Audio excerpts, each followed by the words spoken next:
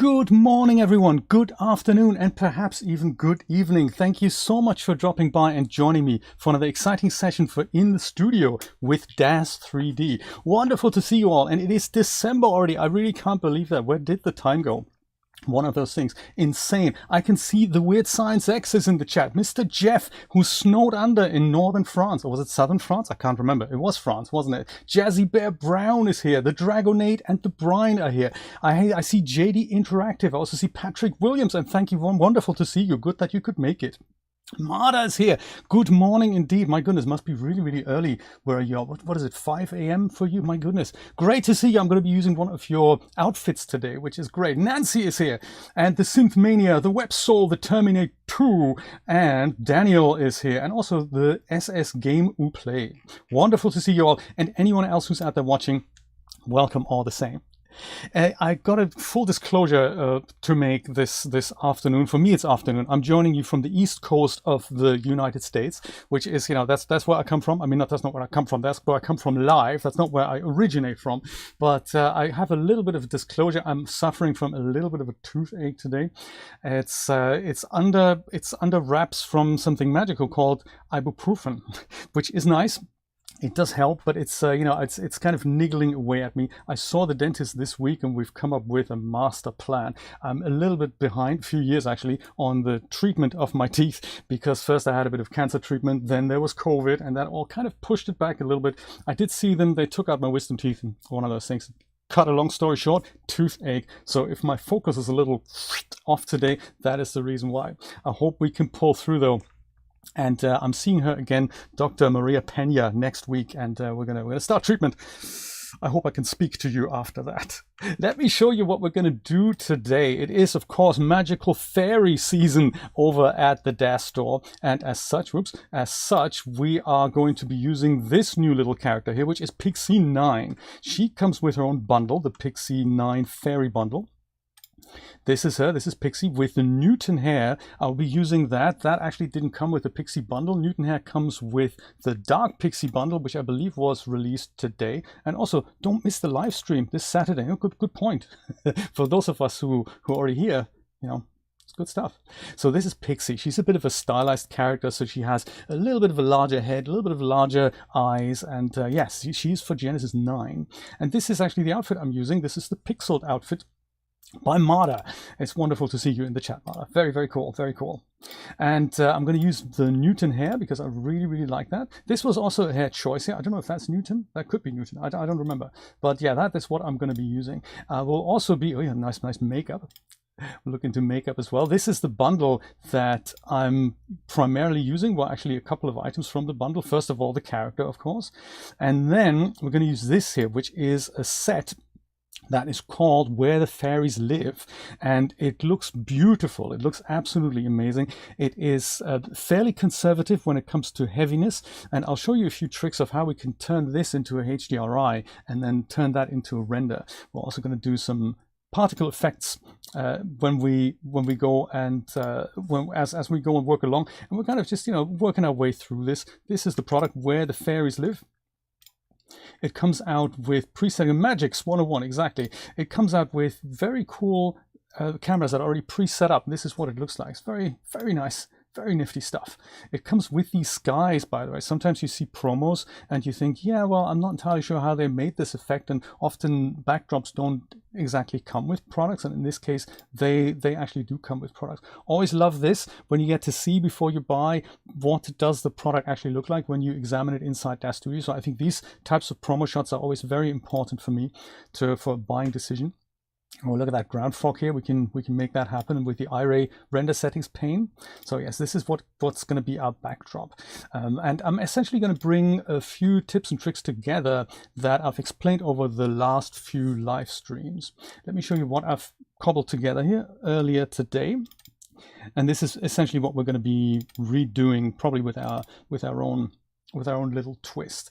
Here's the fairy, and here's a story. So I've only made one render, and it's a little bit rough, but you kind of get the idea. So fairy lives in the village, and all of a sudden our new character comes into the village, which is Light Bob, and Light Bob brings electricity to the village, and Light Bob says, hey, magical fairy and all inhabitants of the village, Would you like me to show you how this electricity thing works? And the fairy says, no way, dude. We're going to work on magic power, and that's the story, and we're sticking to it. So there we go. This is something that we're going to do. So the backdrop here is in fact the set that I've shown you, but I've set up a spherical camera, turned that into a HDRI, and then I grabbed that and used that as the backdrop for what we're going to be using for the characters. So the characters and the set are not in the same scene. They are in fact, this is something that's pre-rendered and then used as a HDRI. Then I've built the character in a separate empty scene. It's just as the A-pose, dressed her up and put the makeup on, and then I went and posed her and brought her into this scene. Then I also went and brought the light bulb in, then I added the HDRI, and that's kind of 50% of the work. And then the next 50%, and it is literally that much work that happens, is that we set up the lights. And you might not notice the amount of lights that are in the scene, but there's one behind each wing to just make those shine up. I've also added a little bit of an emissive shader here to the wings, and I did that so that they would stand out a little bit from the background and pop a little bit.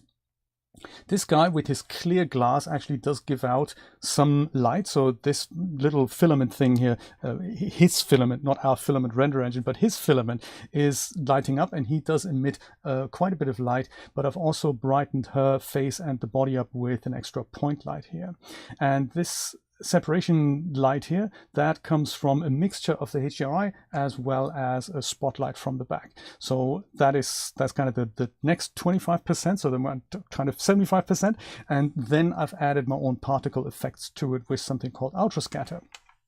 So those little blobs here, they always, doesn't matter how large or how small you make them, if you combine them with depth of field, then you have this little, you know, magical effect going. And then it's just a matter of blending all these parts in with one another, and then we have a handsome picture. Fallout 4 fairy style. Nate, that is absolutely right. My moderators today are, of course, Brian, aka Zero Kelvin. Hello, sir. Then there's also Dragonate. Hello, sir. And also Julia V1. Those guys are going to help me field your question. And if you do have any, please drop them in the chat, and I will try my best to answer them. Let us, what are we going to start with? Are we going to start maybe with making the character, or shall we start by making the HDRI? I don't really know. Let's start with the scene. Let me show you the scene, because that is really, really cool. Let's go and see. I think that's under environments. Yes, where the fairies live. Here it is. So it comes with a bunch of cameras that are set up. We have environments here. Those are the beautiful backgrounds that you've seen there. It also comes with lights. So the lights in this set are actually made with the sun and sky, so there's no HDRI provided here. There's some props, so you can have these things individually if you want to use them for your own scenes and kit patch them together. Full scenes are provided here with different backdrops. And then we have a little utility that sets the light from a different angle. And there's also one, I thought, somewhere, forgot where that was. There we go, where you can remove the backdrops. It's a little bug in iRay. It's really nice that this this little thing here is comes with it. I'm just going to use the first one here, or maybe this one here. Yeah, maybe this one. Load that in, and I'll show you what that looks like. Daniel is alive. Wonderful. That is good to hear. Oh, Ultrascatter was on Fast Grab. Mick, that is really good news. Ultrascatter is such a cool tool by Howie Fox. It's been kind of a staple in my arsenal of things to use. It's really cool. It really opens up what you can do with Daz Studio. Howie, just in case you don't know that, Howie is an artist who used to make Carrara sets and really, really cool scenes, and most of them have been transitioned into use for Daz Studio. And Carrara has a replicator. That's a thing that turns one object into multiple instances and randomizes it either along a surface or along a volume. And how we make great use of that for like building one tree and then putting multiple trees along a path, that sort of thing, or you know, build one bushel of grass and then replicate that bushel along a like a plane of grass, or like a landscape plane.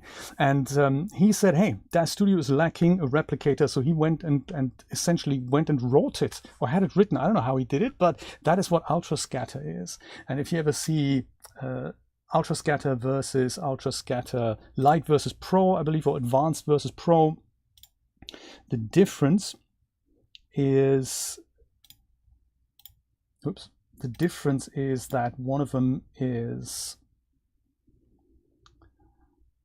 as Jay goes and drifts off into the interface of Daz Studio, sorry for the little delay in transmission there. One contains a way, the Pro version contains a way that you can do volumes, and the other one does not. You know, I think I need to go, and there it goes, there it goes, there it goes. So this is what it looks like, and renders beautifully, very nicely done. And I'm going to go over to my perspective view and show you how this was made. So if you go out a little, you can see that the background here that looks like it could be a HDRI, it actually isn't a HDRI. So as you move around in the viewport, you can see that the sky stays exactly the same, and it works extremely well for this kind of style. And I'm just that comes with a few cameras here. There's a film camera. That's what that looks like. So very nice. You can literally render these out and use them as your illustration page already. There's multiple ways of getting this done. You could literally render this out as it is, blur it out a little bit in Photoshop, and just add the characters over a transparent background. You can do that. You can also, like, I'm going to turn this into HDRI, and then we're going to render that with the characters out. But there's multiple ways you can do it. There's really no one right or wrong way. But yeah, have a look at this. This is really, really cool here. Water cam. I think I'm going to have a shot something like this over the water, where the fairy kind of hovers over the water. So this background here that isn't done with a HDRI happens with something on the Environments tab. In case you're not familiar with that, you can go and open that up by right-clicking on any of these spaces, head over to Add Pane. You can also get that by Window Panes, and then you can open the Environments tab, and this is where you can add a background picture like this. And this is exactly what Magix has done here. So these are all hand created and, you know, composed together, and this is what that is. And you can swap that out into, you know, anything else that you would like, just any regular picture. And sometimes when you say none, then you get this white thing here. This is the type of this little bug in Iray. It's very difficult to remove that and bring it back to the transparent viewport. Well, thankfully, there is a little script included here, which was under, what did I say now? Was it utilities? No, it was environments. Yes, remove backdrop. So this script, if you double click that, then it'll remove it and turn it into transparent background again. So we need to do this because the 2D background won't turn itself into a HDRI. I've spoken about how to do this in principle in my previous live stream.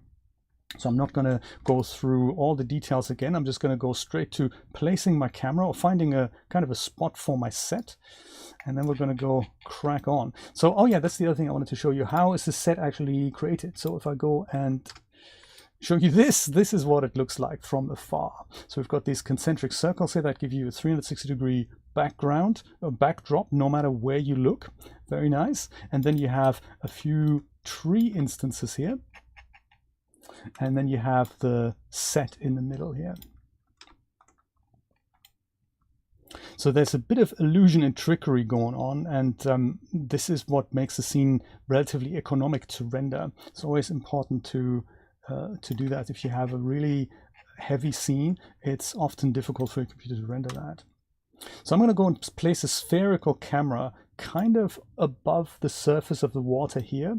It's very arbitrary at this point where that goes, but I've explained last time that if I was a photographer that takes a picture over, like, from the ground level, I'll probably put the camera about a meter or so over the ground. Now the fairy is kind of hovering, so I might go and put it slightly higher, but somewhere above the water.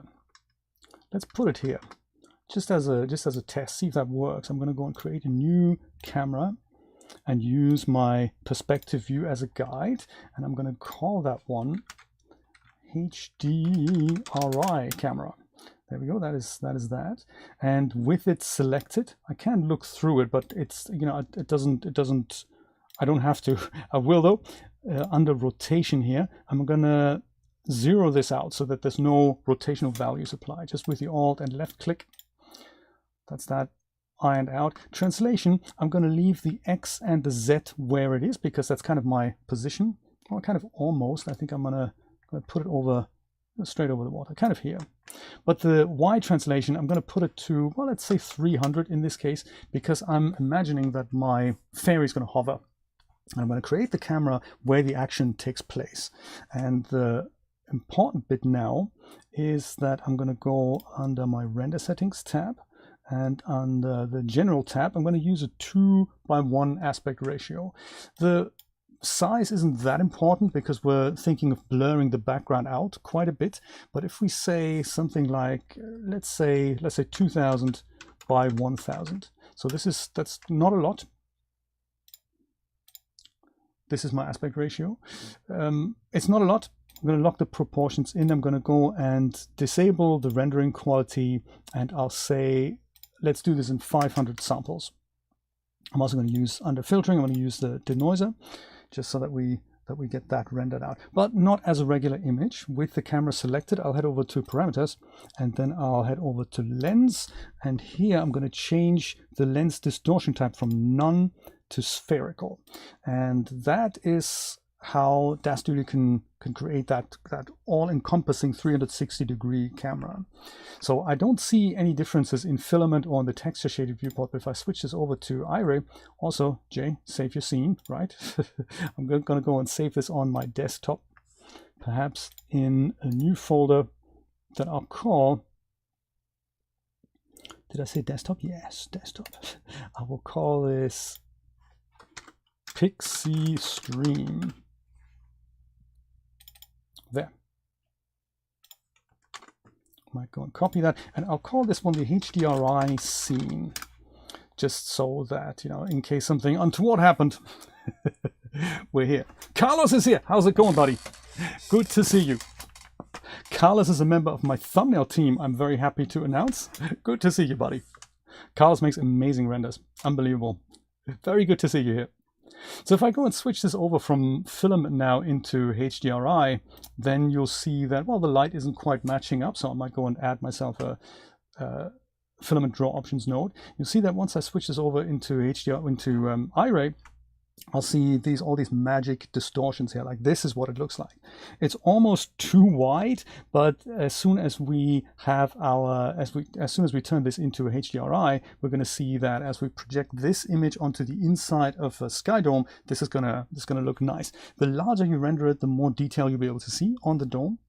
And what crucial in green that is of course missing is this here. That's just gray here because we don't have that backdrop anymore. We need to fix that. So that's something we're going to take care of in the next step. For now, I'm going to go and bring it back to filament.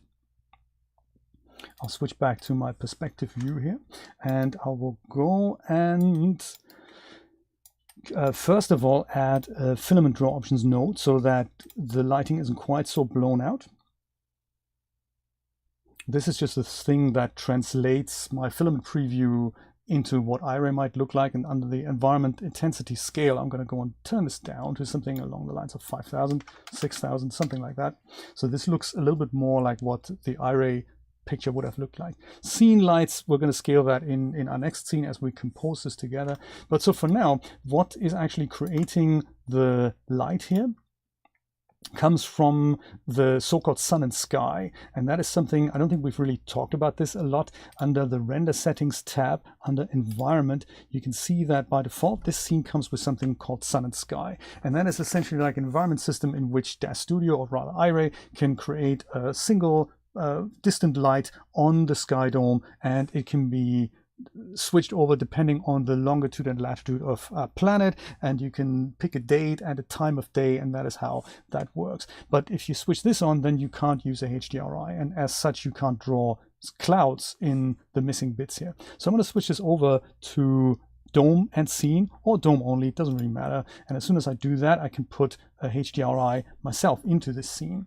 The benefit now is that I can draw the dome as I render out the HDRI, and that means if I had a suitable HDRI or HDR image, I can put clouds in here in the background.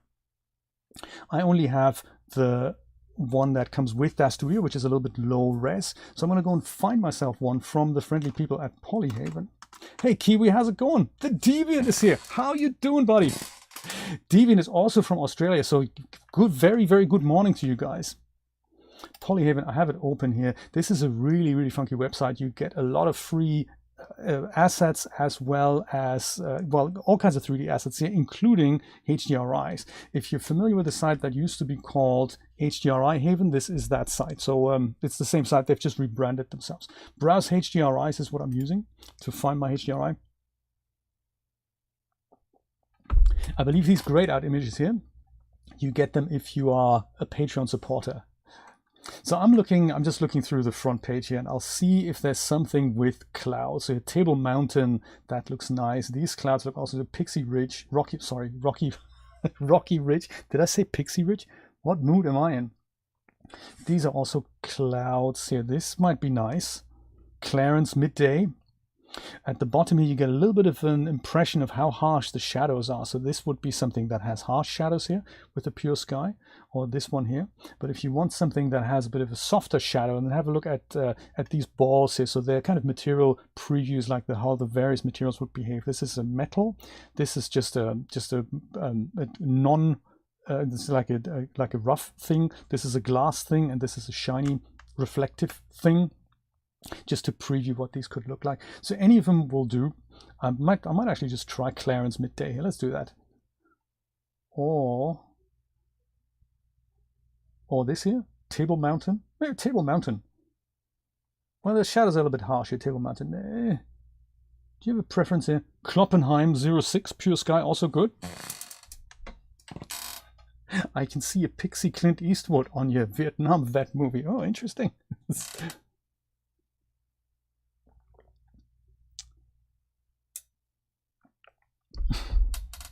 Promotion offer. Thank you for taking care of that, Nate. Appreciate that. Maybe we'll go and use. I can't decide. I have great difficulty making up my mind. Maybe this here. Aristea Rec, Pure Sky. I'm thinking, could that work? Or maybe this one here, Clarence Midday. We'll use Clarence Midday. Click on that, and then you get to find a particular resolution here. I'm going to use the 4K one. That is already 25 megabytes, so I'm okay with that. HDR or EXR, it doesn't matter. Daz Studio understands both formats, so I'm going to use EXR. And is 4K, is that really necessary? Maybe 2K is enough for what we're doing. So I'm going to use 2K. Hit download, and here it is in my downloads folder. I don't want to miss it, so I'm going to go and copy it out and put it into my desktop folder with the Pixie stream here. So I'll go and maybe make myself a new folder called HDRIs, into which I'll copy it. Okay, perfect. HDRI sorted. Now let's go and use it inside Daz Studio. I'll go and I'm on the render settings tab, under environment here, under environment map. This is where I'm going to put it. Under browse, I'll go to my trusty desktop, Pixie stream HDRIs. That's the one. See what that looks like. Give Daz Studio a second and let it put that new HDRI in there. And then we'll see that the light changes a little bit, and we'll see what the light mood is if we wanted to make any changes. And then we'll go quickly render it out, and then we'll use the result in our own scene. Well, there we go. So now we have real clouds that move with the scene in our background. I don't know what the intensity of this is going to be, or what I would like if I need to change the dome rotation a little bit. So just with my perspective here, it's just a little preview.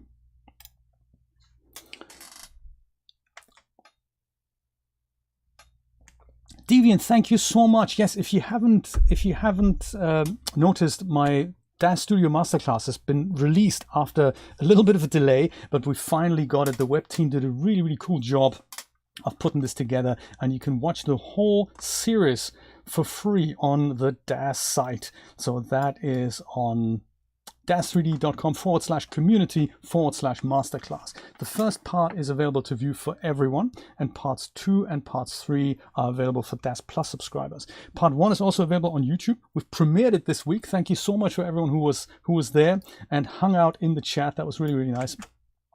And I hope it brings you a lot of joy in how to work with Daz Studio. It's basically like sitting there with me for literally 16 hours. So that's 2 full days of 8 hours worth of work each day. And I'm talking you through anything and everything that you need to know in order to get started with Daz Studio and also take your art to the next level. So thank you so much, Daz, for making this possible. Here's my HDRI in the background. Let me go and see what happens if I turn it around. Under environment and dome, there's here dome orientation. You don't have to, you can use a slider. It's a little hard, heavy going if you do this in Iray, but you can type in a number. Whoops. You can type in a number like 90, and then it rotates 90 degrees or 180. See what it looks like from the other side. And I think maybe the original was pretty much okay. There's also minus 90. I just want some clouds in the background. They may be a little bit light, so feel free to turn the environment intensity down a little bit. We can always brighten things back up in our final render, but maybe this is okay here. Environment map, I just set that down by 1. I think we're kind of okay. Let me go and save my scene over the other one, and let me have a look at my HDRI cam and see what that looks like. So now this is much more obvious what happens with the sky here. So this is going to be our main background here. And if I had left that at the default, then the clouds would be all blown out. So I think 1 is probably a good way to deal with that. 0.5 maybe even. That might be a bit too dark. I can see some some things coming out here. But since it is a HDRI, I think we're going to capture all the detail. It's going to be fairly blurred out anyway, so I think I'm going to use this here. So now if I were to just hit render, this would be just a regular picture that comes out like a PNG or a JPEG. But because we want to retain the HDRI detail, I need to tell Daz Studio to actually render that HDRI pass as well. And that happens over here on the render settings tab under advanced. And then here under canvases, we're just going to go and add a canvas to it here. Enable that box and then click the plus icon, and there's one that comes up which is the beauty, and that renders this picture out as a 32-bit image essentially. And we can change that down here. Beauty, we can change it to environment lighting.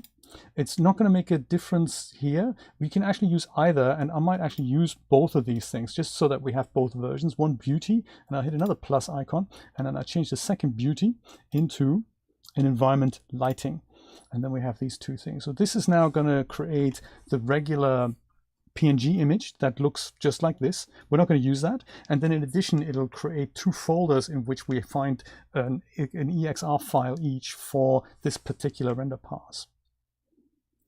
Let's go do this. Control R to render this puppy out. That's our spherical camera, and then we're going to go and create a new scene, bring this in as our HDRI backdrop, and then we're going to build our character, put her in scene in situ, and then hopefully get a handsome render out of it. Kiwi, how's it going?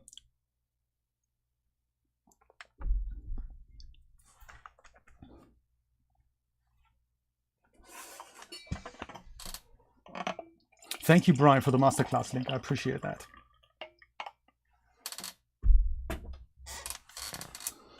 WebSoul learned some great things. That is really good to know. That is really good to know. It's always really, really encouraging when people tell me, hey, this is, I've learned a lot from this. A little comment like this, really, it just makes my day. So thank you so much for letting me know. If there's anything that you want to see that you're having difficulties with, then go ahead and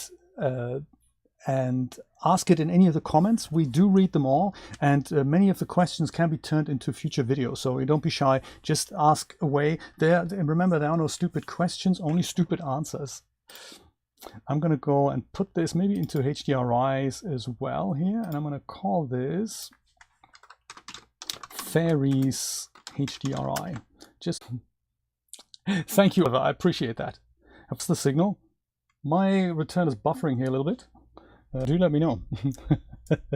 Pedro is back. That is...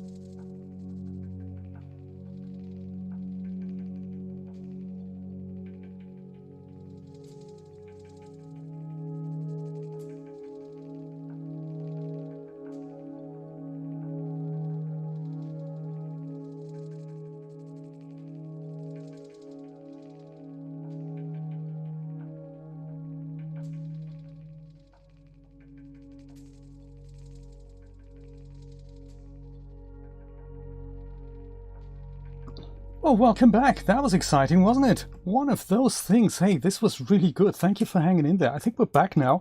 And what happened was that my main internet line kind of got congested, as it does sometimes, and I had to switch over to the backup line. And that's not a problem, really. You know, I can just use the backup to begin with, but of course, if I do that, then that gets congested, and I have to switch over to the other one. One of those things. So the trouble with doing that, and I don't have a problem doing it, but the issue that sometimes happens is that if I stop streaming to switch over to the other line, the service that we use to stream to multiple platforms can prematurely end the stream. So what if that happens, if that ever happens in the future, and you see that this stream has ended, then that means that's that service's fault. And in which case I would have to set up a new URL for the continuation.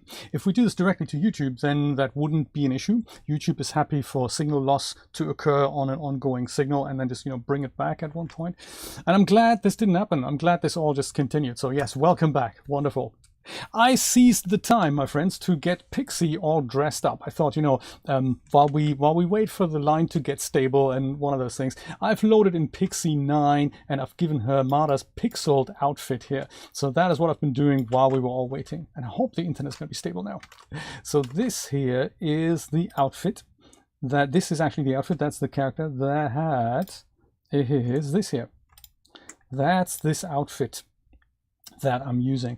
I'm also using, so this is kind of nice. It's a wearable preset that comes with the top as well as all the accessories like earrings and all that, and the trousers, and a set of wings that has a lot of adjustment morphs. It comes with a necklace as well. So very cool. The wings we can adjust, so you can literally animate this into a flying fairy animation or little, you know, still montage if you want to do that. So very, very nice.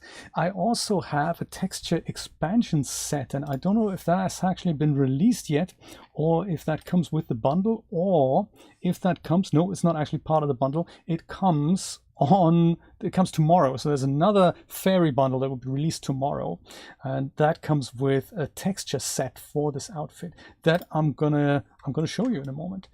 We're gonna have some hair for her as well. And I've decided to use the Newton hair, which comes with the Dark Fairy bundle. Does it not? Yeah, this one here. Newton hair. This is the hair I'm using. And I really, really dig this rainbow type shader here by Reds. Very cool. Very nice. Comes with a cartoony type version and a non-cartoony version. I think I'm really digging that cartoony version. So I'm going to go and use this Newton hair. Let me go and put that on and show you another little thing that can happen every once in a while. Hello, Pixie. How's it going? Let me find it here. Under hair. This is it here. Default Newton hair. Comes in two versions here, Newton Toon hair and Newton regular hair.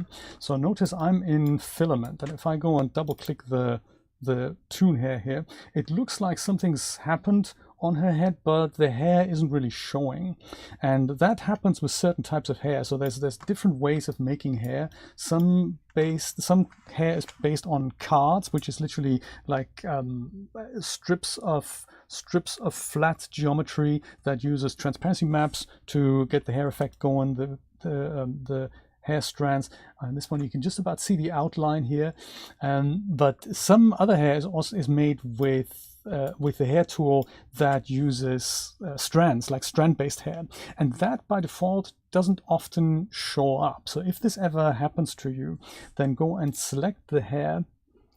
So in my case, it's this one here, the default Newton hair cap. Then head over to the parameters tab, and on here, actually under hairs here, we're going to find something called line tessellation. So that is what you need to find. And in here, you'll find an option that has viewport line tessellation. And that is often set to 0. And that needs to be set to something higher than that so that it shows up in the viewport. So currently it's set, the render line tessellation is set to 3, but our viewport is set to 0. And that means the hair isn't showing up in the viewport. So if I set this also to 3, then we wait a second, and we should see, after a moment, hair. There we go. Lower values may also work, but sometimes if you set this to 1 and you don't see anything, try 2, and it's literally only for the preview. I think if I set this to 1, yeah, 1 doesn't do anything. 2 is probably gonna make it show up. There we go. And then 3 is essentially the same effect that we get in the render. So the lines, basically like the thin tubes, they get a little bit thicker. So 0 means they're not there, and it is there to literally speed up your viewport performance. I believe Reds has also given us a utility here in this hair preview guides, hairs only and hair preview on. So you can also set this with the hierarchical material preset here. So that's kind of nice. It's a really cool thing to do that. So she has hair. One thing I wanted your opinion on is essentially like this little early access preview of what we want to do with the outfit. So I think the hair, I really like this rainbow type hair, but the outfit, let's have a look at our options here. I'm going to select Pixie and go to that texture expansion set under materials. There we go. Pixeled outfit texture add-on. Here we go. If I go and have a look in my wardrobe, I can see essentially a material preset for each item of the outfit. But if I type in set over here, then I get a combined hierarchical material preset for the outfit. So to apply that, you've got to select the Pixie figure and then click any of these presets, and that'll apply all the material presets to all the items in the outfit, which is really swish. It's really cool. And we have, aside from this one, we have the Argent set, or Argent, I don't know how you pronounce it. We wait a second, and there we go. So this is what it looks like. A bit of black and white stripy look going on. Very nice. Then we also have the Aura set. That's kind of a purple thing. I think that is my favorite, I gotta say. I don't know, Mara, did you make those yourself as well, or did another texture artist do this? Just curious. Since the product hasn't been released yet, I think it's coming out tomorrow. I'm really, really glad that I can show you this. There's also the Gypsy set. Gypsy, that is also kind of black and white. Love the pattern here on her trousers. Nice metal material on the belt here as well, very cool. And then we have the Monarch set. So Julia is gonna, it's already out. Oh, I didn't see it. Excellent. Thanks for letting me know. Then we have the Monarch set. And that is, I didn't see it because it wasn't part of the bundle. Thank you. That makes sense. This is kind of a goldy type thing. And also the wings follow along with the colors. Isn't that nice? Julia's going to put a poll out now to ask you all which of these we should use. Argent, Aura, Gypsy, or Monarch. Let me know while I explore some makeup options. And then we get your input on the outfit. I might just leave this for now and head over to another product, which is the head shapes and makeup for Pixie 9. Not so much for the head shapes, but for the makeup options. So under full here, we have 4 different ones, and those are done with geoshell. So there's multiple ways of getting makeup on a figure. And since Genesis 9, we now have a system that tries to do this with LIEs, with the layered image editor. And they come, if you've bought the Victoria 9 makeup set, then you will have noticed that those are not regular presets you apply. They are scripts, and that is because the layered image editor now has something like a foundation and an overlay on top of that, and so the scripts make sure that all the images in the stack get exchanged if you apply a different makeup option. This makeup set, however, doesn't work like that. These are geoshells. If I go and select Pixie and then double click my first option here, cotton candy, then you'll see that a bunch of other things appear here in my scene tab, and those are geoshells. So if you zoom in, we'll see that these are the things, sorry about that, these are the things that have been applied. And if we don't like that, we go Control Z, apply the next one. If you ever need to get rid of geoshell makeup, just have a look in the scene tab and just remove all the other ones here. She has like gold leaking down. I think I like that one. That's cool. That's called the golden one. Got cotton candy, golden, malevolent, and snow. Yeah, so I can do Control Z, but if you've done other things, you can just go and remove all these bits and pieces. And I'm bringing this up in part because Danny was just asking, hey, what happens if I wanted to put kind of a glossy dragon on top of a t-shirt? How do I do this? Do I need to use LIEs for that, or do I need to use something like a decal? And a decal on a t-shirt, it's a projection, so it kind of works, but if you move your character around a lot, then you can have undesired results. So the projection always comes from one place. So if your character bends down, it means that the projection still just comes from the same spot. It doesn't necessarily, fold the logo on the t-shirt. So one option to deal with that, Danny, would be to apply a geoshell, and then you have full control over a completely separate material. You still need to find a way to move the logo in the correct position, but it'll work like a new texture essentially. So this is there, so you can go and get rid of those, and then the makeup disappears. Also, they load a bit faster than LIE, so I'm a big fan of geoshell makeup, I gotta say. Malevolent, this is it. Looks like a dark fairy now. And then there's a snow fairy.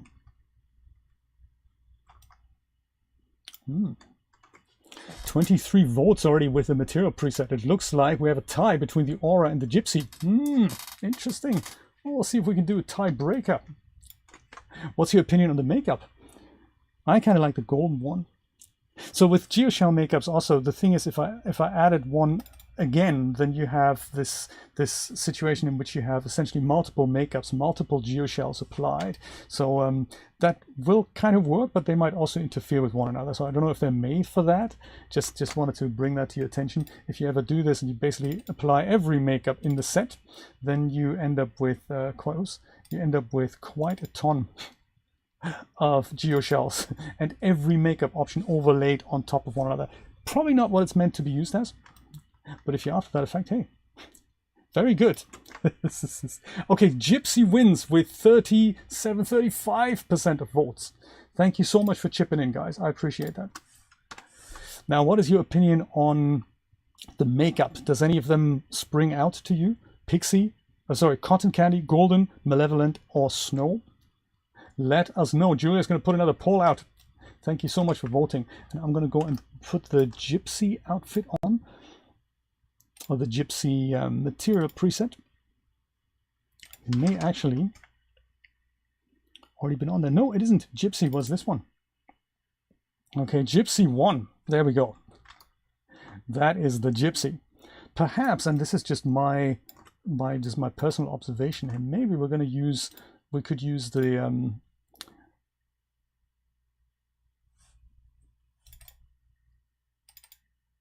thank you, Julia. Appreciate that.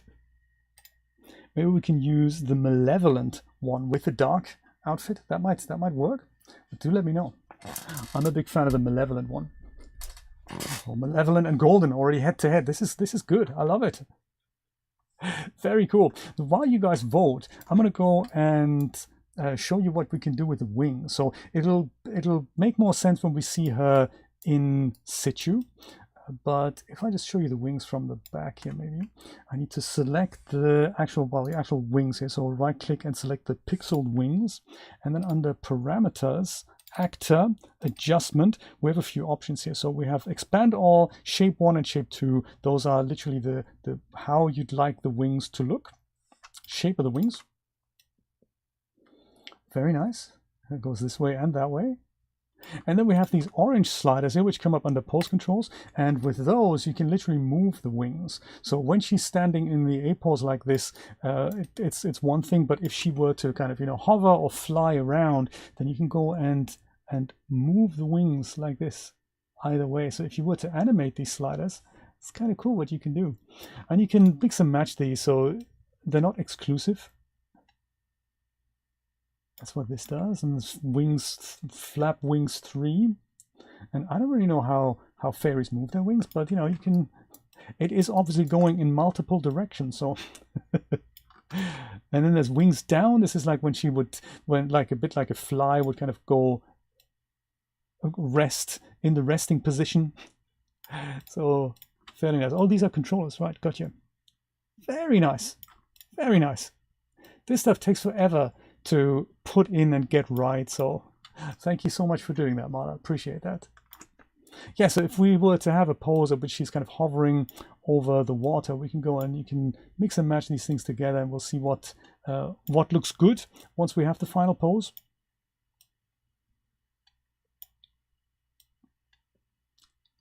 Very nice. Very nice. I want to put them all down for now, and we'll have a look at poses in a second, because I was thinking we're going to use this pose at which she's kind of doing this to light bob, but we can also come up with maybe something different. I'm down with that. Where are we with the makeup? Oh, malevolent, 56%. Well, let's go use that while we're still here. Thank you so much for voting, guys. I really appreciate that. Let's do malevolent. Ding. Dangerous fairy. Tells light bulb off. We don't want no electricity in our village, y'all. Very nice. So I'll save her out as the A pose just now, as a scene subset. Just the pixie.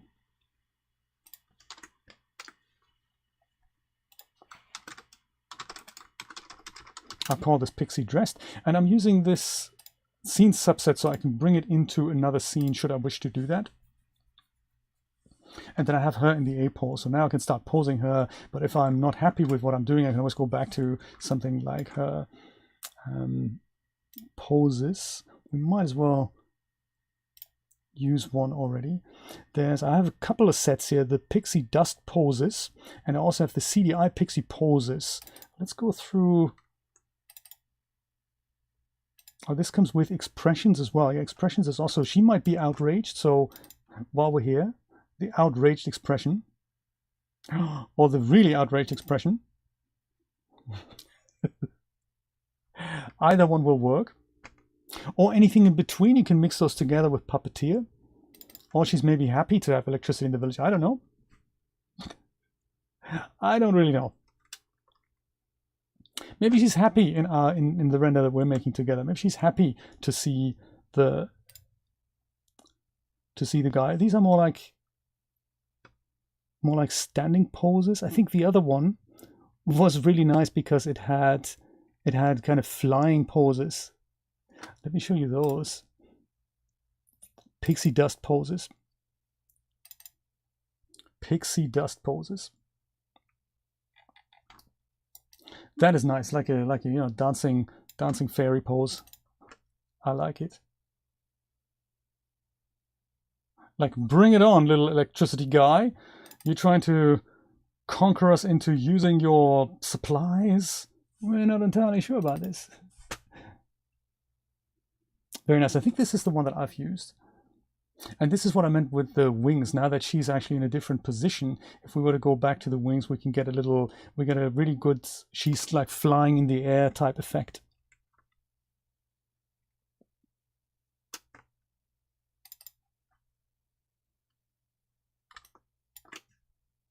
Yes, let me use that. Let me use that.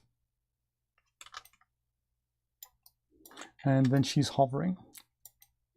Okay, perfect. So let's make this then our master scene and bring in the HDRI that we've made in the previous step before we were so rudely interrupted by Pedro the Packet Pirate. So I'm going to go and save this out as my master scene here.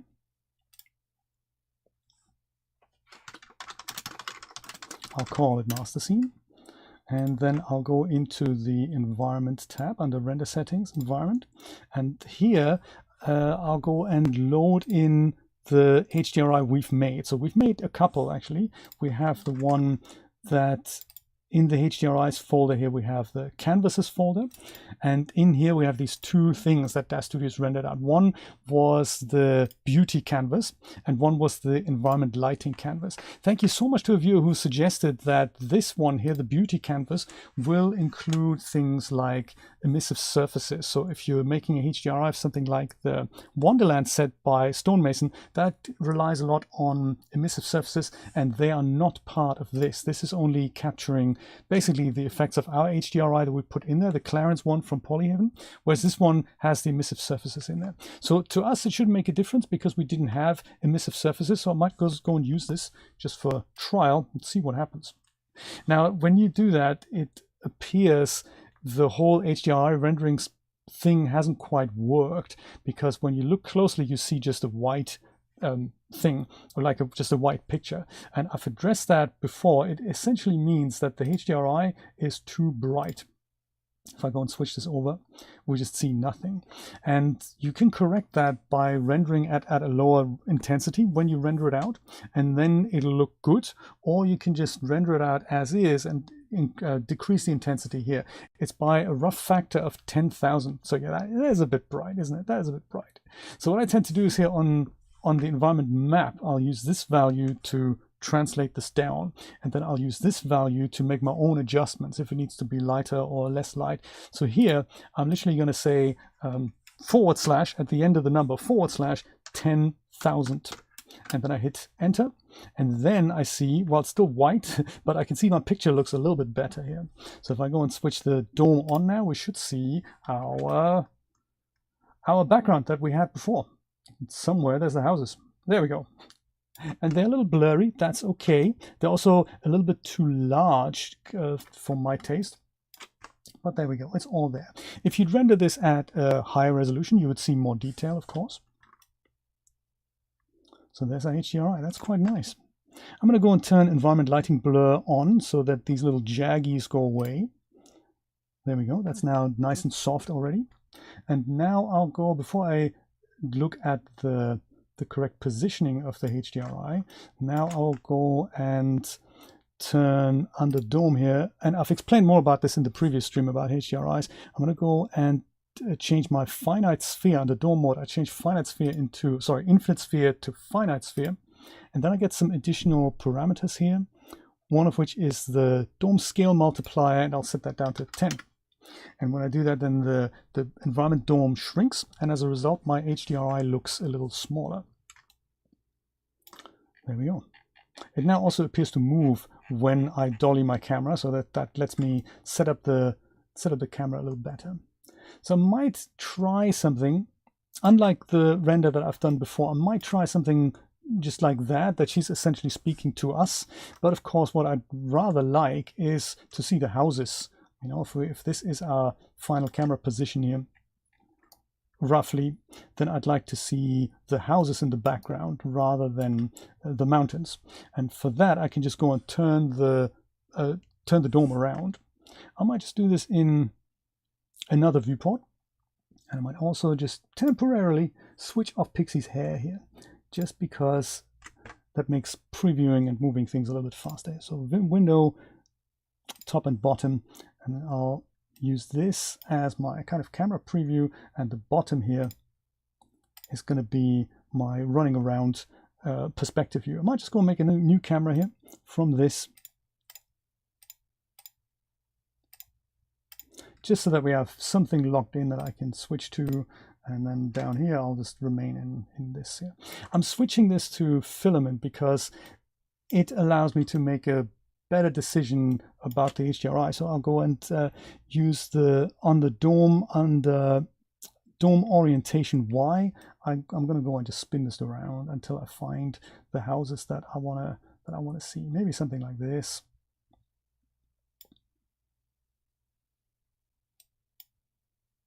And then we can let iRay catch up. Whatever looks good in the framing. Maybe that's kind of nice. And then we can make up our minds on, so it's about 90 degrees rotate. And then we can make up our minds if we wanted to make this a little darker here now. Then we can use the top slider here, the environment intensity. Like, maybe 0.5 is better, or whatever fits the final framing here. You could also, just to bring this to your attention, you could also use the automatic iRay exposure control if you ever want to work with that. That's this little icon next to the iRay view. If you click on that, then your cursor, you'll see that your cursor changes, and you can either select a position that you want to expose properly, or you can left click and drag a rectangle around the object you want to frame up or like expose properly like this, and then iRay kind of calculates it a little bit, and then it determines, well, this is what the exposure would look like. Let's try this again. Maybe just her forehead. like so. It turned down the HDRI's intensity a little bit. This is kind of a yes and no way of working.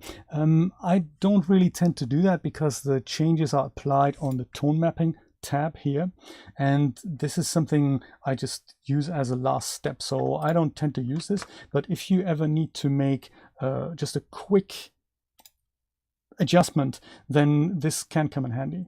So even with our environment turned down to 0.5, she's now too dark, so I'm going to go and have her put some lights around her so that that might look better. I might go and have a look at the camera focal length first. I think if this were to be a portrait, maybe make it kind of a square kind of portrait, I'm going to use a focal length of something like 120.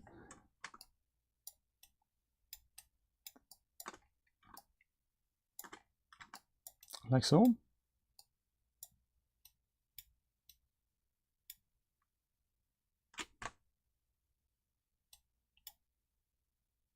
I think framing wise we're almost there.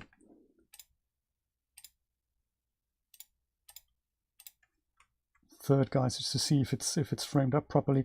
I think I'm okay with the square. We could make this portrait. I don't know. What's your opinion?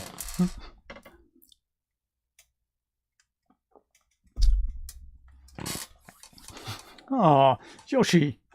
Technical difficulties are never nice. Welcome, by the way. And Mr. Chris, how's it going? Chris streams at 8 p.m. Eastern Standard Time today. Drop over to his Twitch channel. It's really nice. It's a really nice crowd to hang out with. And I believe Chris is doing a little bit of an art review. Every Saturday night he has something going that's called a Saturday Night Social. And you can drop in and share the latest artworks that you've made and get some critiques. Chris is going to show it on the screen. And, you know, you can just get some feedback on your art. Always nice to see you, Chris. Okay, so let's say the framing is okay this way. I'm going to go and brighten her up a little bit. I think the intensity of the HDRI is okay. We could maybe drop that down another notch to 0.4. We'll see. We'll see. Maybe 0.5 is okay. So the main thing is, of course, you know, she doesn't have hair, but that notwithstanding, portrait or square? Good point. Exactly. Let's ask the audience: do we want to have a portrait or do we want to have a square? While I go and set up some lights here. So I'm going to turn the dome off, and in fact I'm going to go also turn iRay off at the top here. I'll leave iRay on. I don't know. Maybe I'll leave iRay on. This guy goes away, and I'll go and put. I'll sort out her face first. So there's multiple ways of doing that. I could use a mesh light, I could use a spotlight, or I could just use a point light, and that's really my favorite way of working with things. I'm going to create a point light and make it not a point. I'm going to make it, in fact, a little sphere that I'll place kind of in front of her here, and that will give us some brightness in the face. So create point light. Apply default settings is okay. That's where that is. I'll bring that forward a little, and then just up. And Filament is kind of trying to give me a little bit of a preview here, but it's a bit strong. So if we were to see this in iRay, it's not quite as strong. So from experience, I kind of know that on the Filament Draw Options node, if I'm going to set the parameter for the scene lights, if we've already adjusted the environment intensity scale, scene light's about 1, about 1 scene light scale, and that's a little bit less intense. And then for this, I don't want this to interfere with the finger, so I'm not entirely sure if that should be more here or more here. I might just try it here, slightly further to the side. I don't want to brighten this area up too much.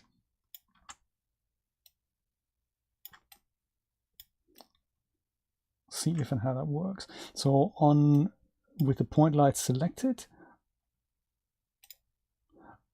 I go to my light parameters under photometrics, and I'm just going to go and crank that up a little bit. I can see a little bit of stuff happening here, but if I say 10,000, but then we're giving her a bit of a brighter light here. This is harsh, so we don't want to use that. Under area, point is harsh. It emits light from just a single pixel. So let's go make that either a disk or a sphere. Disk would emit it just to the front, just to her, or to the back, whatever we set, or to both directions. But sphere puts a three-dimensional object and emits it from all sides here. We can see the sphere, and now that it's not a point anymore, that it's larger, we're still having the same intensity. So perhaps we need to crank it up, make it twice as bright, or like *2 in the field, and then we're getting a bit of light here. The area might be not big enough, so we can go and turn that to 20. Now we can't really see her face anymore because we're rendering the emitter, but this is nice to preview what actually generates the light. So it is like a mesh light, but without the issues that we get that you may have to now invisibilize it. You just press the little button here, render emitter, and then that's that light. That's that light gone. So that's looking okay-ish. Thinking maybe that needs to be a little bit larger still. I don't want it to intersect with her head, of course, but I also wanted to make it as soft as possible.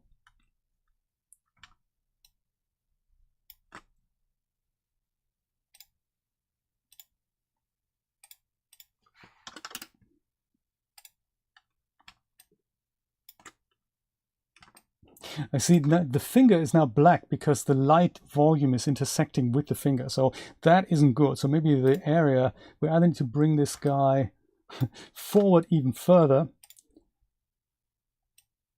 or we need to find some other way of dealing with that. Now we're illuminating the finger, so that's really not what we want either. So maybe 30 is a bit big. Oh yeah, that could work. That could work.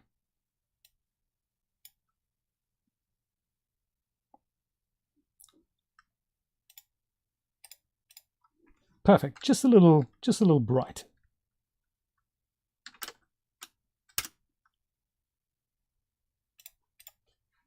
Times 1.5.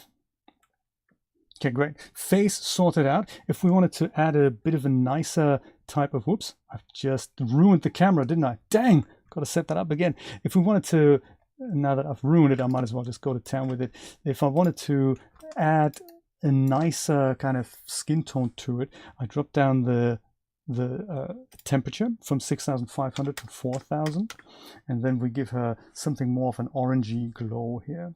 We'll do final color correction later, but so that's good for the face.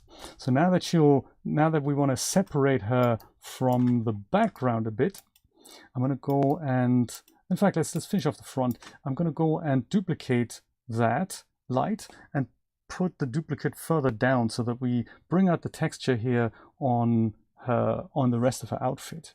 So I'm going to call this one point light face, and now I'm going to go and duplicate that, and I'll call that one face light body, and then the body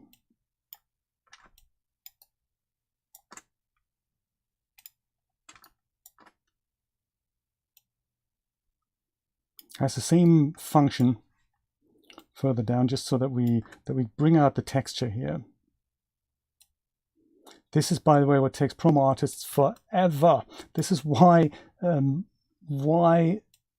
promos on the store look so good, because artists spend an unbelievable amount of time getting these things right. And this is before post-production. So then post-production is another step, of course.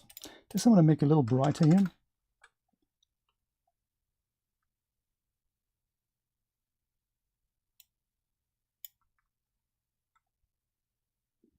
So now we can see the lower body a little better here. Just for before and after, this was without any lights. That was just the HDRI. And this here, that is in charge of the body. And this one is in charge of the face.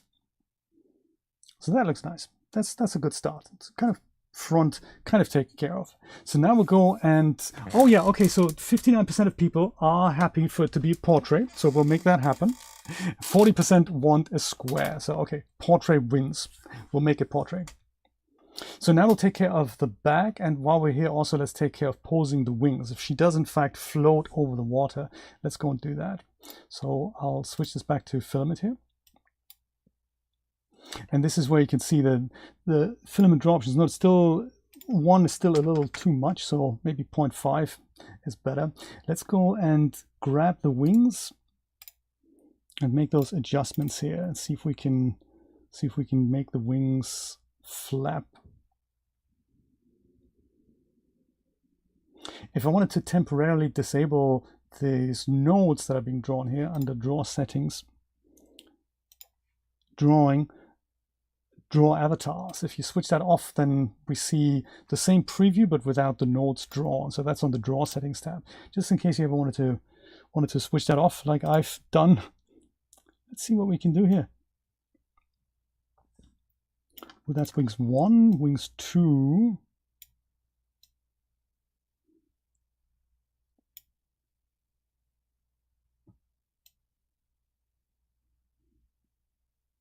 There we go, now she's flying. Since we wanted to make a portrait anyway, I'll change the aspect ratio in a second, and then we'll see if we don't want to clip off the wings here. That's very nice. I love it. I'll see if I can animate it at one point. Very cool. Maybe that's kind of, you know, wings in midair. Can you imagine you add some motion blur to the wings? Very cool. So portrait, let's say we're using the Daz promo type portrait shot, which would be 2600 by 3000. Yes, that's kind of that, but I think maybe I'll do a 4x3. So I'll do a maybe 3000 by 4000. Like that's a nice portrait. We'll do that. Yeah, let's do that. That's a nice portrait. Then we give her a little bit of more breathing space here around the figure. And then we'll see how that works together with our HDRI. And then we'll do some lights from the back to separate her out from the background. And then if we have time, we'll go and add hopefully some sparkly particle effects to it. Let's do that. Oops, save your scene, Jay.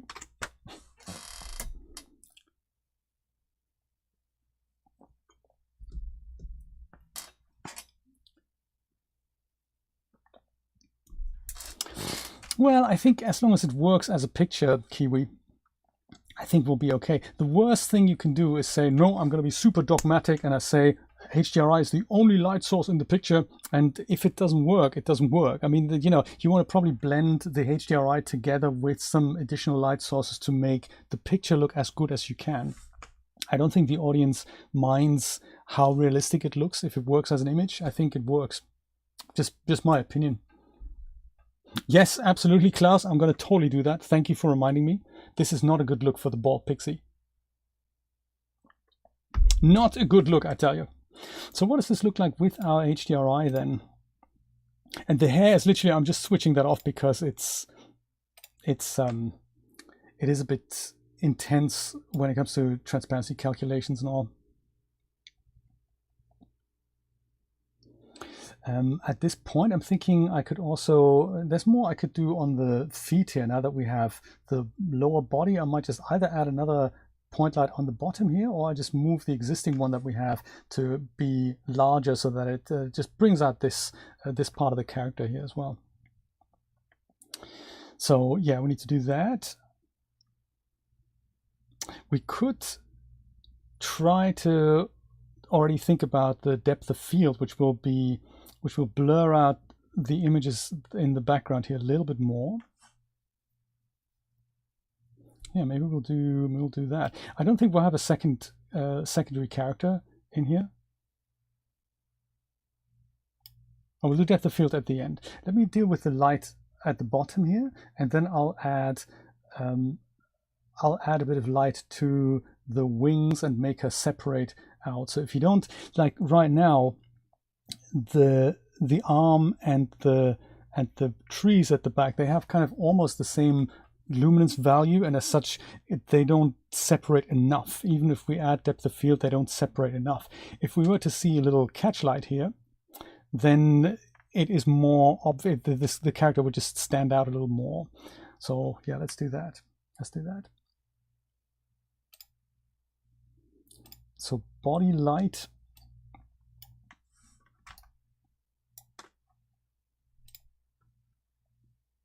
And I'll switch on my node avatars again here.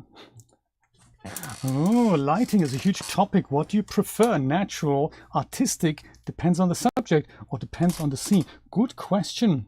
Good question, Julia. I like it. Let me try to first see what I can do about just moving this light down and further away and making it a bit larger. Or brighter, will that work?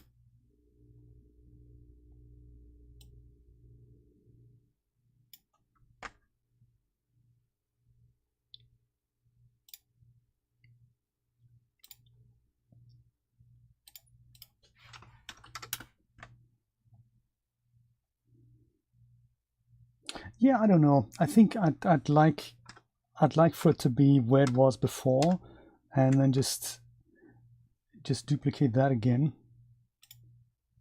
It's also the other thing to remember is there's really no right or wrong way of doing it. You got to work the way. You got to work in a way that works for you.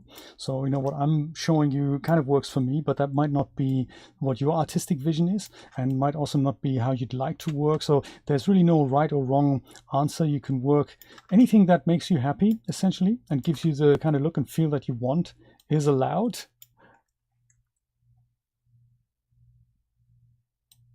Like, you know, usually I would probably work with multiple monitors as well, not just a single monitor. And look at that. This is what that lower body light did. Without it, we see this bit being kind of dark down here. And with it, we bring that out. And you can go ahead in Photoshop and just, you know, fine tune this a little more. I think the HDRI itself is a little too bright still. So I'm gonna do this, turn it down a bit. And then save my scene, and then do, I think, one spotlight from the back. See how that goes. Sometimes I use two, and they're roughly kind of opposite where the camera is. So it'll be something like this here, roughly. Create new spotlight, active viewport transform from the perspective view. And I'll call this one here the rim light. And we'll see if one is enough. That's a little far away.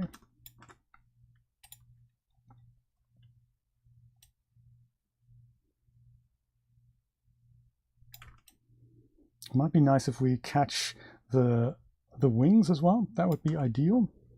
But, you know, we can't have everything, so I might just switch the background off again, just so that we don't,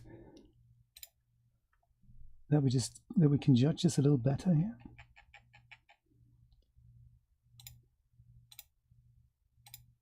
So 50,000. And this is coming out here, so it's starting to do what I wanted it to do. Maybe I'll make it twice as bright, and also change the light geometry again from a point light to something like a disc in our case, to make that a little softer. And if this is kind of the tendency you like, then you can make it brighter. And then if you like in principle what you see, you can go and move this around and see how that changes the look and feel. So if we go over here, then we do develop a little catch light here, but we've lost the one over here. And then likewise, if we do move it over here,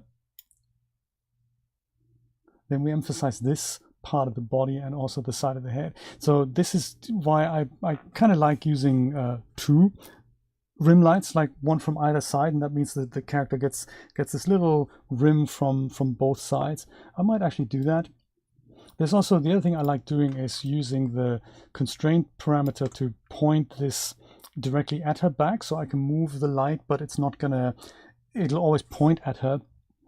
Let me do that. That's under general constraints, and you can either use a light helper object, or you can go and use the upper body of the figure.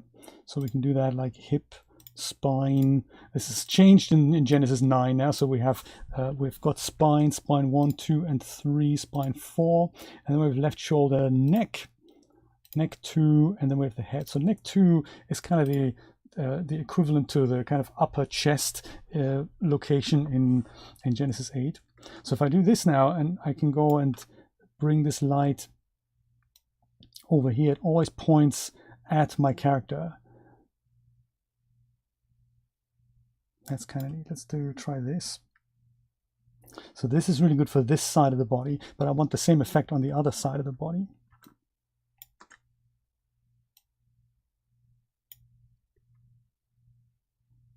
Maybe it's actually a little bright. It doesn't have to be over the top, but it is it's a make or break thing if your character stands out from the background or not.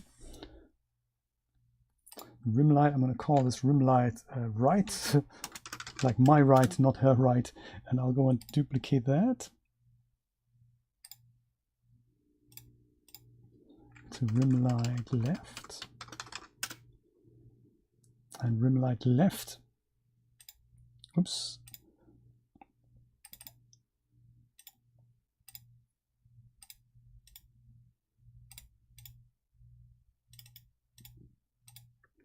Points at the same location, and I'll go and put this over here, or thereabouts.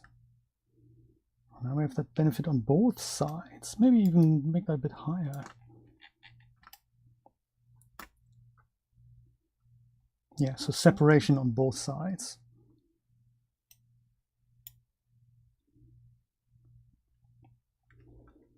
And then once again, with it on,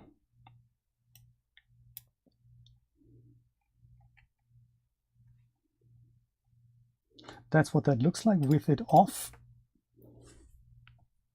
it looks like that. So it's still a good picture, but it doesn't separate enough from the background.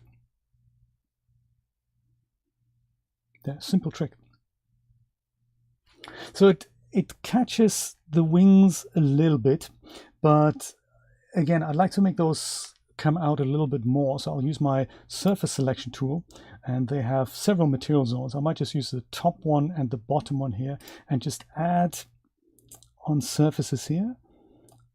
Wing 3, this is called. I'll just add a little bit of emission to it. So anything other than black will turn on the emission shader, and you don't have to go over the top with it, but something, you know, let's try what happens if I make that 10 times brighter. I don't want them to shine or really emit light. I just want them to separate out a little bit more from the background.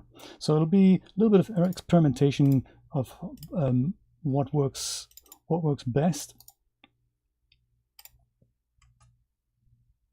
So this may be too much, but we'll see what that looks like in conjunction with the rest of the image, I'm thinking. Lighting is a huge topic. What you prefer? 75% of you say depends on the scene. Correct answer. Correct answer. Depends on the scene or subject. I like it. I like it.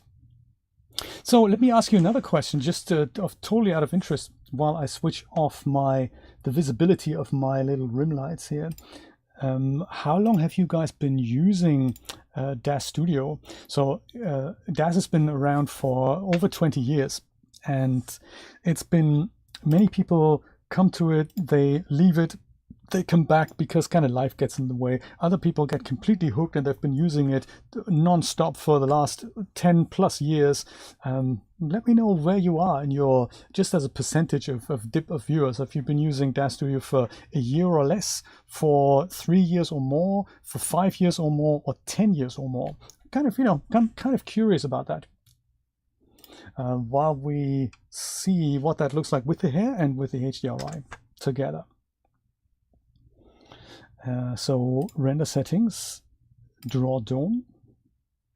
Let's do depth of field next so that we can blur out a little bit more of the background here. Switch the hair on.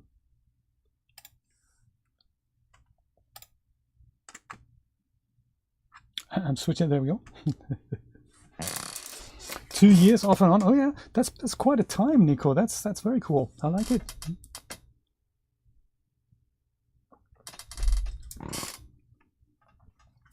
Good point, Kiwi. Absolutely, it kind of emphasizes where we want the viewer to look. Unless we're foot fetishists, we're more interested in what she's doing. You could also go ahead and put a small point light here where the finger is, or you can put some magical effects to it. That's another possibility. Possible. Bit over 1 year for WebSoul. McD 4 years on and off. Look at that. I like it. 15 to 20 years. My goodness. Wow. It's been a while. Posing, yes, Globar, I understand. Yeah, posing is one of those things.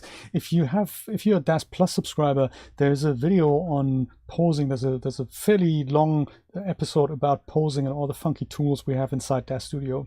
I might do a whole stream on posing. That might be a good idea to do that. Swords for 2 is over on the Twitch. Good to see you, buddy. Yeah, exactly. Like, that's it, isn't it? So let's go and do on the camera here. Let's put the emphasis more onto her, and we do that with depth of field. So under parameters, camera, we enable depth of field here, and then things start to hopefully blur out a little more. I'll show you a little trick that I've learned from Cake One. And once again, just so that we see this a little better, I'll switch off my environment dome here, and I'll go and select both the camera and control select Pixie here. That means if I go and control F, then I'll focus in on both of them. And I'm going to use, actually I'm going to go and focus in on from the top here, top view. It doesn't have to be precise, but there we go. With the camera selected now, I can go and head over to the parameters tab, and just so that we can see this whole where exactly the depth of field is, there is a thing under display. I believe it is scene view. There is this little.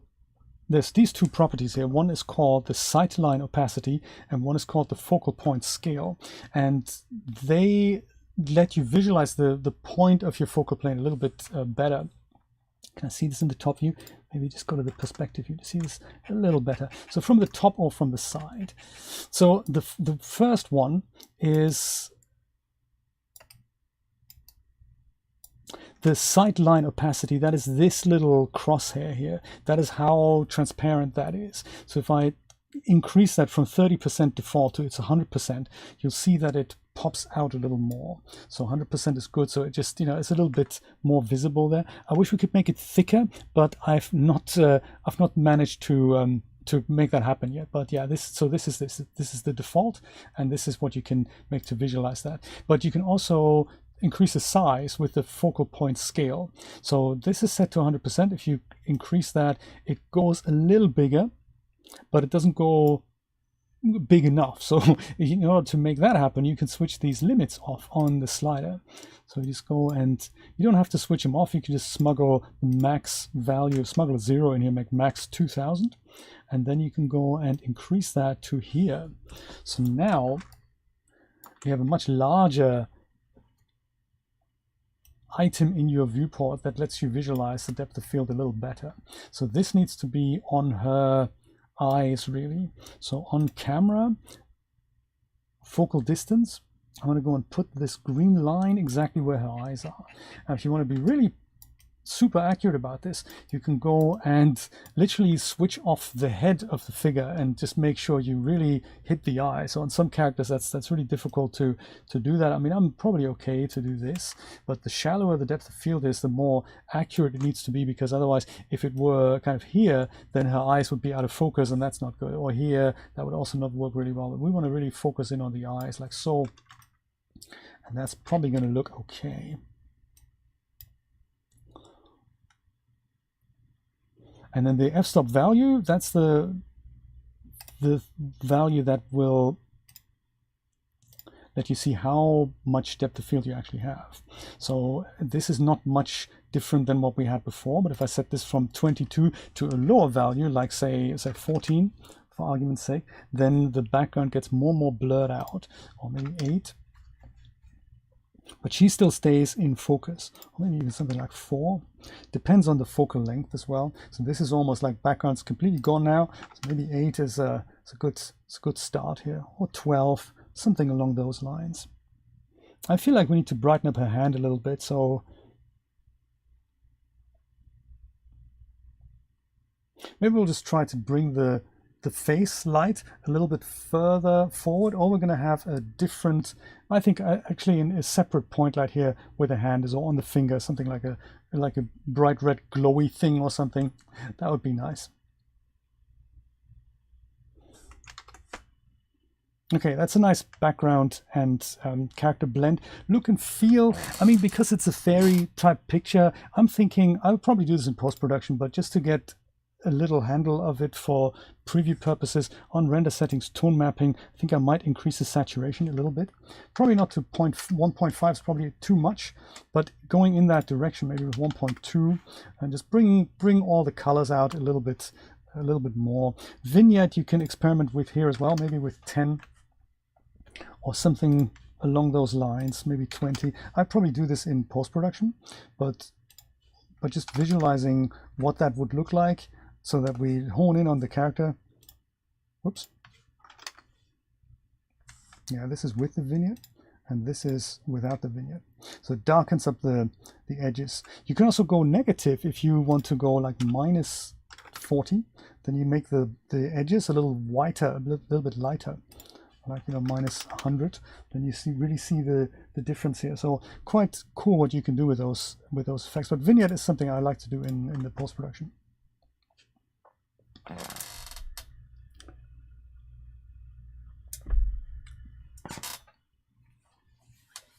Glennis, okay. You remember the date, November 2009. Isn't that amazing? That is cool. Hey, welcome. Good to see you. Right, Oliver, I'm with you. I remember when IRA came out and I was thinking, oh man, something else to learn. Do I really want to do that? It's so complicated and there's no documentation on it yet and no one really knows how to use it yet. And then when I figured out that lighting in IRA is just so much easier to do than it used to be in 3D Light, I got totally hooked. So I think it was at that point that I bought my first NVIDIA graphics card. That must have been, when was that? Kind of 2016, I think. Around those time. Okay, I think we can spend so much time on getting these details right, but I think over the last 20 minutes I just want to go and do something, do my own particle effects on this. Particles you can have, there are several products that you can buy from the store that let you get a head start. Like Matty Manx makes some good products for, I think Fire and Smoke is a series of products that he has that come with a particle emitter. Those are the little sparkles that you see every once in a while. They really add some depth to an image, especially if you use depth of field, a fairly shallow depth of field. They add this kind of bokeh effect, and I'm going to create mine from scratch with Ultrascatter. So first I'll go and switch off my dome again, save my scene again, and I'll go and I haven't forgotten about the point light on the finger. We will fix that, but because we have limited time, let's go and create ourselves a new group, and I'll put everything that is a light, including environment and filament draw options node, into a group here. So create, with those things selected, create a group, and I'll call that one lights, just so that we tidy up the scene tab a little bit. And now, IRA is what got you over from Poser. Yes, Chris used to be a Poser user. Like with Chris, you've been using 3D for like, that must have come up to about 15, 20 years, right? If you've been with Poser.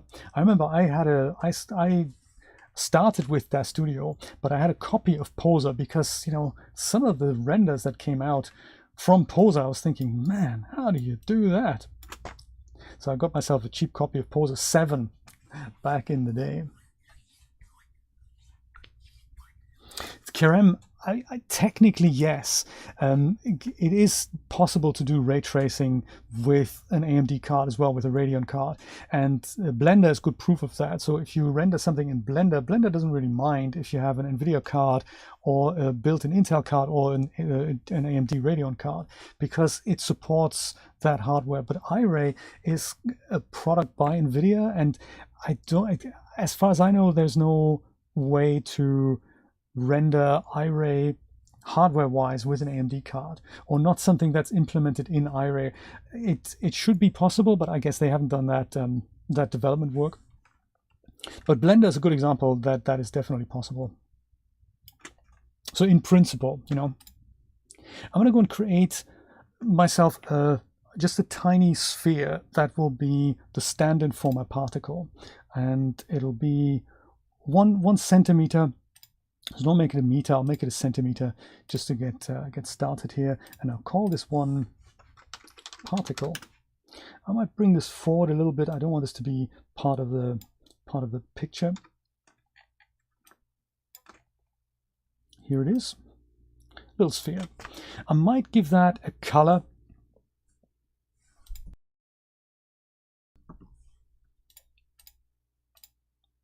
Something nice and orangey, like so. It could also be plain if you put something with cutout opacity on there. Plain is also good. Anything that isn't heavy on geometry. There. And I'm also going to drop down just kind of prophylactically here the cutout opacity. So I'm going to make it a little bit transparent. Maybe, you know, 0.5 for now, but what the exact value we're going to see later. In fact, I'm going to do that later. I'm just going to leave everything as it is. So that's my particle, and I'm going to go and replicate this with Ultrascatter, like maybe 1,000 times or so. And Ultrascatter is this replicator thing that I told you about, and it needs a volume to know where can I spread those particles around. And for that, I'm going to go, I could create another sphere. I might go and create a cube. 10 meters might be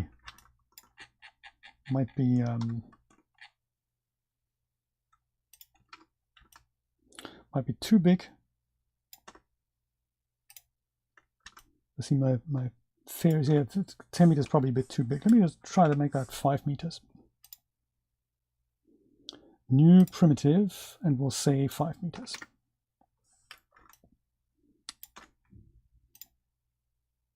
And I'll bring that just roughly to here. And I only really need to have it where, like around the fairy. So the fairy is going to be inside the cube. And I'm looking at where the fairy is pointing. She's kind of pointing towards here. So I need to have the cube around her,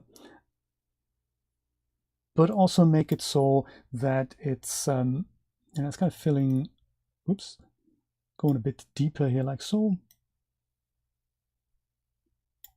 So that we essentially, the camera looks at the cube like this, and the cube itself is going to be made invisible, and it's filled with these little spheres that I've made in various degrees of size. And Ultrascatter makes the cube invisible by itself. So that's cool. Let's go and call the cube a volume, just so that we know what that is, or scatter volume, doesn't really matter. I'll select the particle, and then I'll go and use Ultrascatter, which is on the Utilities tab here somewhere, right? Maybe it's under Scripts. Maybe I need to look for it, because I don't remember where it was. Was it under Scripts? No. What was Utilities? It's probably staring me in the face. There it is. This is Ultrascatter. Okay, double click, and it has one script option here. And if you open that,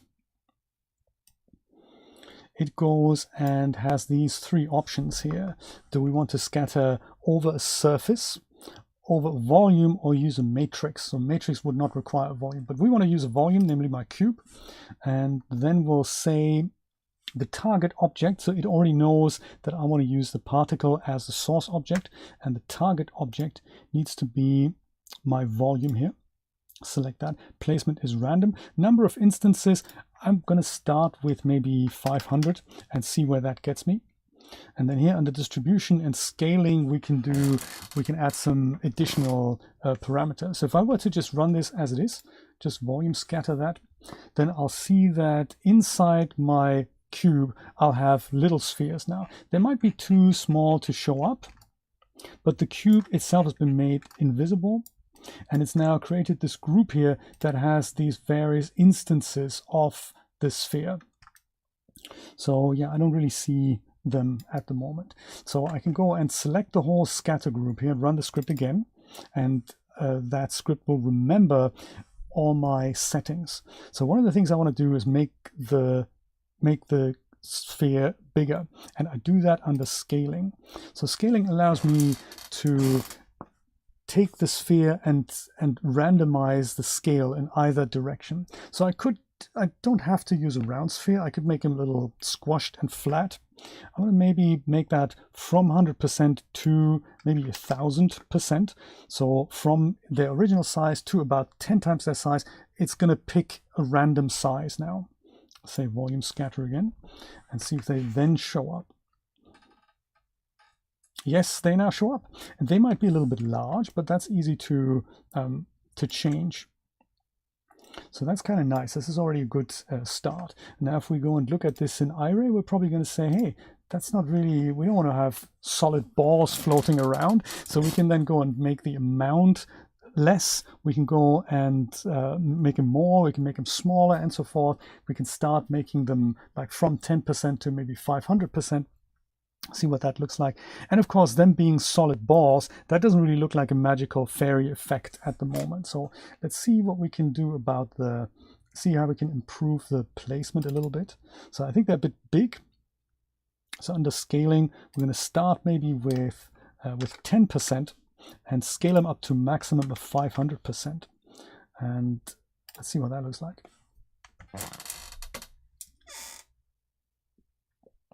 It's nearly as important as Mesh Grabber.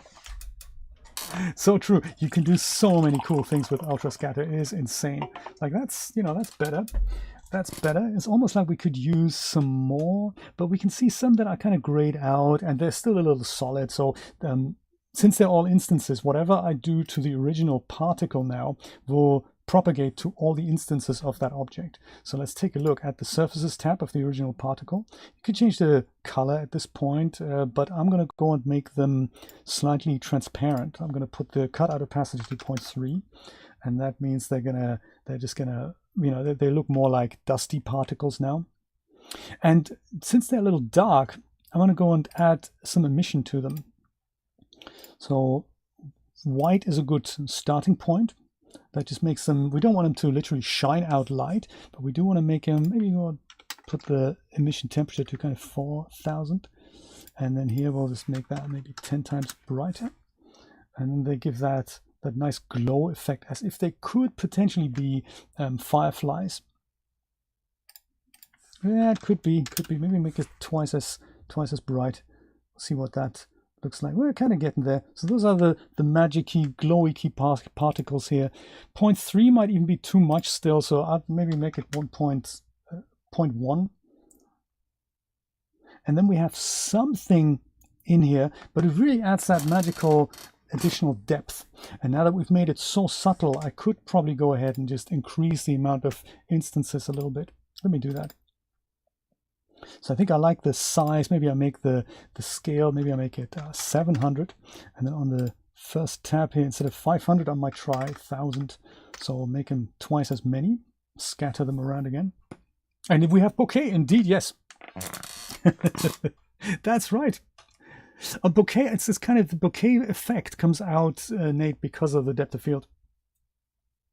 WebSol, it is, yes. So it kind of depends. This might be too many, so. Mesh Grabber, have I got it here? I haven't got it installed in this instance, but it's essentially like it's almost like the deformer tool on steroids. I can make a video about it. I think I haven't featured Mesh Grabber yet, so I might do that actually. I might do that. It's a tool that lets you grab a vertex or a group of vertices or a group of surfaces and then just go and grab them out. It has several fall off options. It's like a mini version of Hexagon inside Daz Studio. So for quick adjustments, it's really cool. If you don't want to leave Daz Studio, if you just want to make a quick adjustment, it is really cool. So if these are magical particle effects here, and you can play with those like as much as you like. You can also change the position. If I use my volume here,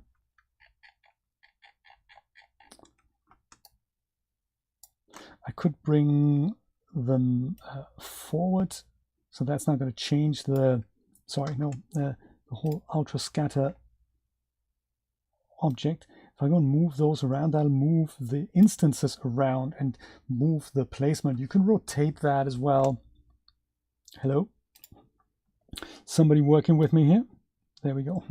You can see what happens if you move the whole thing. If they are not in the correct position, you can either use a different seed value, or you can rotate this and you can move it back and forth, and see what you, until you find the desired effect here. I think I might leave mine just like that and see what that looks like with the background. I think we need to take care of the hand here. We'll just put a small point light in the front here. And I think that's our fairy render done. Debatable the emission effect on the wings. I can take that off again in a second. But I think the final finishing touch here really is that little point light there in front of her finger. Let me just go and make that happen here. Create one little point light. Default settings is good. Point light finger. Since it is magic and all. Do you know our next Daz Plus stream, by the way, is planned, currently scheduled for Christmas Eve. Can you believe it? It just falls onto that Saturday, the 24th. If you're around, do join in. Daz Plus stream, 4 p.m. Eastern Standard Time, and on the 24th, which is unbelievable that it is in a couple of weeks already. Is that insane or what? So that certainly illuminates the finger, but not quite the hand. So I think I might just bring this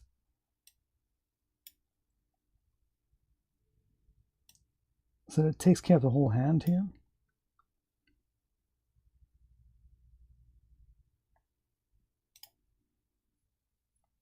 Much better, a little bit more oomph.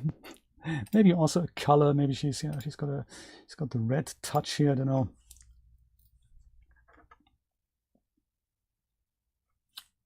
Maybe not quite that red.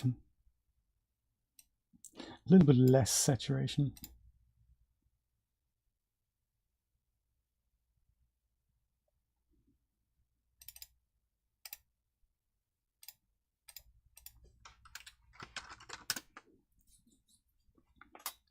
Depends. 10 times the brightness, too much? Yeah, too much. Too much, Jay. Too much. Let's try 4000. Well, there we go. You could also go and make this into like a small sphere, and we'll leave the emitter visible. So that's maybe too much, but if you make it like 2 or so, then we can pretend this is like this magic thing, and you can put it on top of her finger or whatever. So this is just you can just spend hours messing with this. Maybe also blue might be blue a good idea. And then move it up a bit.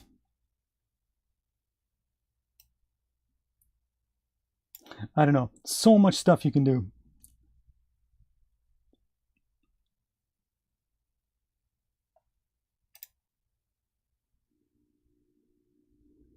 I wish this would the blue would be more obvious rather than blow out.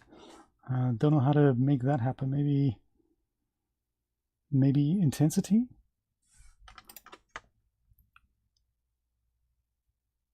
Or you can use an object. That's also possible. Yeah, I think intensity down would then make it blue. One of those things. I don't know. Lots of stuff to play around with. Let me go and render her out, and then I will go and add a little vignette in Photoshop. Let's do that. Let's do that quickly. Do maybe a little bit of post-production and see how we go. An ET finger, exactly, Ina. That's exactly what I was after. Like a magic finger. It's often easier to just touch that in Photoshop, or just find an object that looks more like it.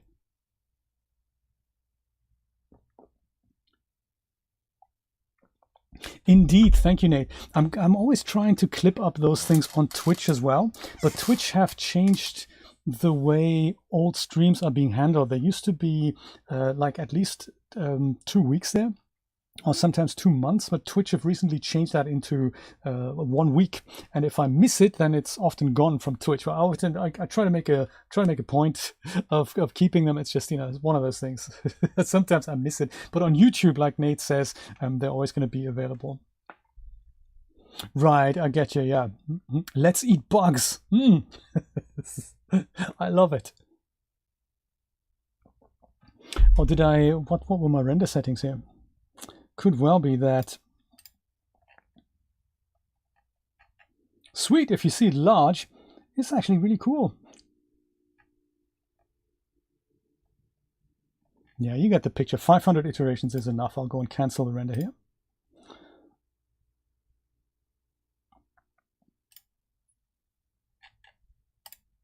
And I'll put this on my Daz page and my ArtStation page as well, because that's, that's kind of, I always like showing what we've made together during the stream. Pixie stream, I'll call her, and I'll post the one I made originally and the one we've made together here. Let's see, do we have the Photoshop? And so there's a little bit of additional saturation that I've added here already with Daz Studio, but you can do all these things in Photoshop too. So the only thing I would do is a little bit of contrast and brightness, and depending on color balance, if I wanted to have something a little redder, a little more orange or whatnot, you can apply an LUT if you like, but it's, that's really personal preference. Pixie stream wasn't this one here.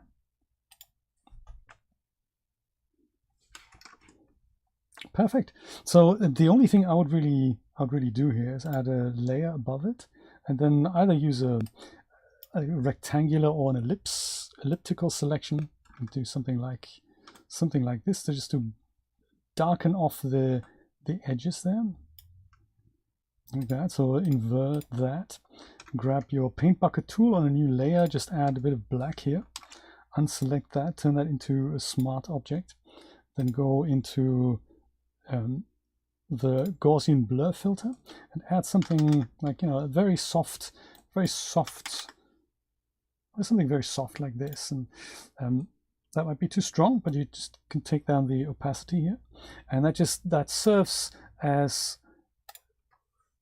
essentially emphasizing the center of the picture. You can make that as large as you want, you can make that as strong as you want. So that's what I would do. And then the other thing I would do is here on the bottom right, I would go and add something like a color correction layer to it, like this. So with that, you can then go and add some additional brightness to it, or you add some contrast to it. And then on top of that, I would go and say something like a vibrance layer, and that lets you then either go fiddle with the saturation.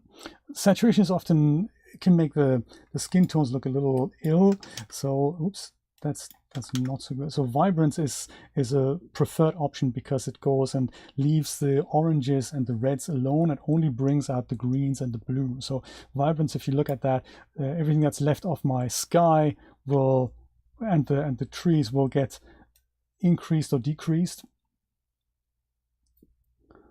while leaving the skin intact. And then you can do all kinds of other things with enhancing how the character kind of jumps out of the frame. If you wanted to bring out certain parts with a bit of dodging or the opposite of dodging, whatever that was. I forgot. Let me see what Photoshop. What was it again? It was blur. No, not blurring. It was dodging and burning. There we go. Dodging and burning. So the one makes things a little darker, one makes things a little brighter. So that's the render we've made together, and I hope you enjoyed it. There's a ton of other stuff that we could make, that we could improve on this, but I like the idea that, you know, we threw this together in a couple of hours, and, you know, I hope you picked up some funky tips. Patrick, it's burning indeed. So as I said, I'm gonna make an executive decision on the finger here, what I want to do on this and how I'm gonna change that, and then I'll go and post this on my ArtStation page and let you all enjoy it. Let's see if I have any questions that I haven't been able to catch during the live stream. My moderators were very kind and added them to a long list. Yeah, Mesh Grabber WebSol, I haven't got it installed here on this version of Daz Studio, but I will make a video about it. Just a little introduction. That's kind of good. Did I mention it in the masterclass? I don't know if I have. I may have mentioned it. I'm not sure if I've shown it. I think I have. I think I've shown it. It's in part 3 of the masterclass, but it's a good tool, so I might make another video for the Daz channel on that. Kiwi says make the color temperature a bit bluer. We can do that. We can go and actually do that here in Photoshop as well. Let me go and put a color balance layer over this and just emulate what that would look like. So we don't want to make it green, but we do want to make it maybe just, you know, a little bit bluer, magically blue like this. That Kiwi, look at that, before, after. So very different look that just a little bit of color correction can bring. And that's not even a lot. That's just color balance. Thank you, Kiwi. Awesome. I might post that version as well. Good idea.